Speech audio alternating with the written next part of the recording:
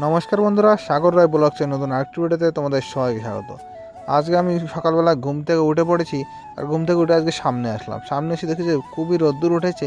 এখন আর মনেই হচ্ছে না যে শীতের সময়, এখন পুরোটা গরম পড়ে গেছে। এই জায়গায় মাঝে মাঝে একটু হাওয়া হয়, তখন একটু ঠান্ডা লাগে, তাছাড়া এমনি গরমই আছে এখানে। এখন মনেই যাচ্ছে না ঠান্ডা। তারপরে দুধওয়ালাই যে আজকে সকাল সকালে দুধটা দিয়ে গেছে, আর আজকের দুধ দিয়েছে 7.5 লিটার। 7.5 লিটারের দুধ দিচ্ছে, মাঝে মাঝে 8 লিটারও দেয়।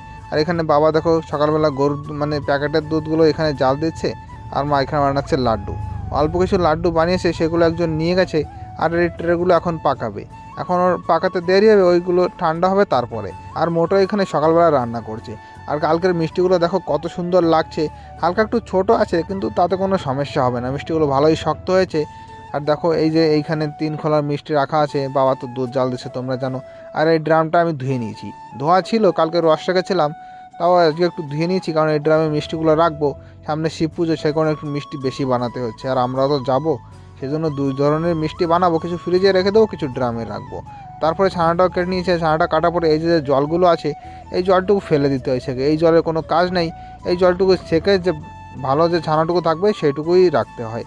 এই দেখো ছানাটুকু জল কাটার পরে ছানা কাটা আমি রেখে দিয়েছি। আর এইগুলো যখন একটু ঠান্ডা হবে তখনই ঝুলিয়ে দেবো, তাছাড়া এরকমই থাকবে, একটু ঠান্ডা হওয়ার অপেক্ষা। তারপরে আমি আর মোটো খেতে বসে পড়েছি। আর আজকে সকালবেলা রান্না হয়েছে টমেটোর টক, আর এটা পালং শাকের তরকারি। আমার পালং শাক আমার একদমই ভালো লাগে না। আর খাওয়া দাওয়ার পরে আমার একটা ফোন আসলো, অনলাইন থেকে একটা জিনিস অর্ডার দিয়েছিলাম। সেই লোকটা ফোন করলো যে কোথায় আছো, চলে এসো চৌরাহার মোড়ে, 4 রাস্তার মোড়ে। আমি এখানে এসে দাঁড়ালাম, কিন্তু এখনও আসেনি। কিছুক্ষণ দাঁড়িয়ে থাকার পরে লোকটা আসলো, কিন্তু আমি ডাক দিলাম, লোকটা শুনলই না। ওই আগে যে যাচ্ছে মোটরসাইকেল নিয়ে, ওইখানে দাঁড়ালো। ওইখানে হয়তো কেউ একজন কিছু অর্ডার দিয়েছে, সেই জন্য একবারে ওইখানেই দাঁড়ালো। আমাকে কিছু ভালো মন্দ বললো না, আমি এত টাকা ডাকছিলাম, তাও কোনো সাড়া দেয়নি। তারপরে আমার পার্সেলটা নিয়ে আমি যাচ্ছি দোকানের দিকে গিয়ে তোমাদের দেখাবো আমি অনলাইন থেকে কী অর্ডার দিলাম। তোমাদের কী মনে হচ্ছে, এর মধ্যে কী থাকতে পারে, তোমরা অবশ্যই কমেন্টস করে জানিও। তারপরে বাড়ি এসে দেখো পার্সেলটা আমি এখন আনবক্সিং করছি। এখনও তোমাদের কী মনে হচ্ছে, কী আছে এর মধ্যে, বলতে পারবে? দেখো আমি দিয়েছিলাম একটা OnePlus-এর হেডফোন অর্ডার দিয়েছিলাম, কারণ আমার যে হেডফোনটা ছিল সেই হেডফোনটা দাদা নিয়ে গিয়েছিলো বাড়ি। সেই কারণে দাদার যে পুরনো হেডফোনটা ছিল সেটা আমাকে দিয়ে গিয়েছিলো, তা সেটা কোনো কারণে ছিঁড়ে যায়, সেই কারণে নতুন একটা হেডফোন আমার অর্ডার দিতে হলো। এটার দাম এমনিতেও 1300-1400 টাকা নেয়, কিন্তু আমি অফারে পেয়েছিলাম মাত্র 1000 টাকায়। সেই কারণে আর দেরি করিনি, অর্ডারটা দিয়ে দিলাম। আর হেডফোনগুলো খুবই ভালো হয়, এর আগেও আমি 2টো হেডফোন ব্যবহার করেছি, প্রায় 2-3 বছর ধরে একটা হেডফোন ব্যবহার করেছি। কোনোভাবে যদি ছিঁড়ে না যায় তাহলে এমনি খারাপ হয় না, এমনিতে ভালোই থাকে। আর অন্য হেডফোনের থেকে আমার এই OnePlus-এর ফোন, তো সে কারণে OnePlus-এর হেডফোনটাই আমি বেশি কিনি, বেশি ভালো হয়, সুবিধা হয় আমার। আর মা আর মোটা দিকে লুডো খেলছে, কারণ ওদের কোনো কাজ নেই আজকে।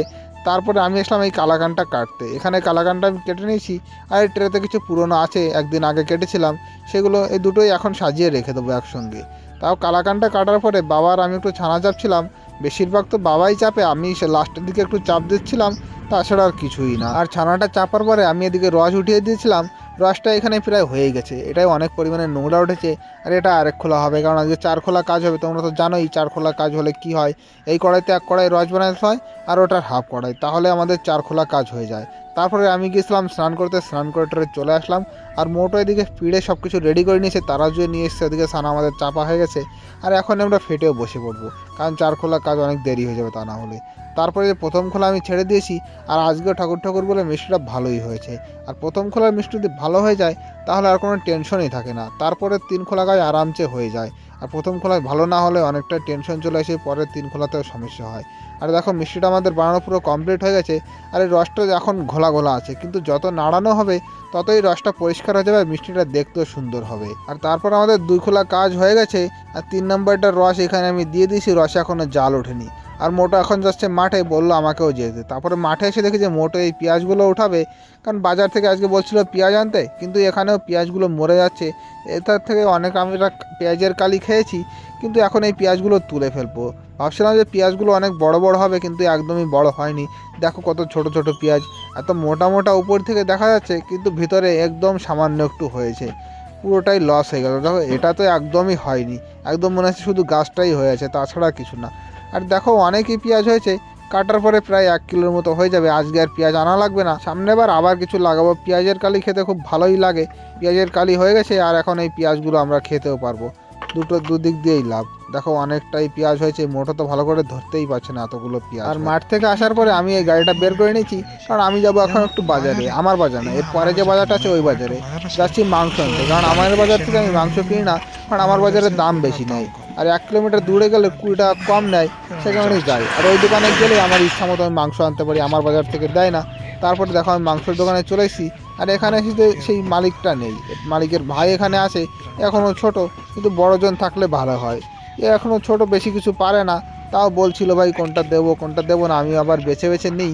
আর এখানে দেখো 180 টাকা, আর আমার বাজারে 200 টাকা করে বিক্রি করছে, 20 টাকা লাভ হয়। আর মাংস নিয়ে আসার সময় আমি আরও কিছু নিয়ে আসলাম, এখানে নিয়ে এসেছি রিফাইন তেল, চাল, আর নিয়ে এসেছি আলু, টমেটো আর একটা শশা, তাছাড়া আর কিছু আনিনি। আর এখানে তো মাংস তোমরা জানোই। তারপরে আমাদের এখানে কাজ সবই হয়ে গেছে, তৃতীয় খোলা, চতুর্থ খোলা, লাস্টে খোলা সবই হয়ে গেল। এই দেখো আজকের মিষ্টিগুলো ভালোই হয়েছে। আর মোটো দিকে রান্নাও শুরু করে দিয়েছে। আজকে রাত্রেবেলা আমরা খাবো বিরিয়ানি, সেখানে এখানে আলুগুলো ভেজে নিচ্ছে আর এর মধ্যে ভাতটা রান্না হচ্ছে। আর এই যে নতুন পেঁয়াজগুলো, এগুলো মা কুচিয়ে রেখে দিয়েছে, এগুলো দিয়ে হবে বিরিয়ানির ব্রেস্তা। তারপরে দেখেছি আমাদের সব কিছুই হয়ে গেছে, এখন এটা দমে দিতে হবে। আর মোটো দেখো রান্নার সময় দেখছিল টুনিদের সেই সালিশি, এগুলো মাঝে মাঝেই দেখে, আমারও দেখতে খুব ভালোই লাগে।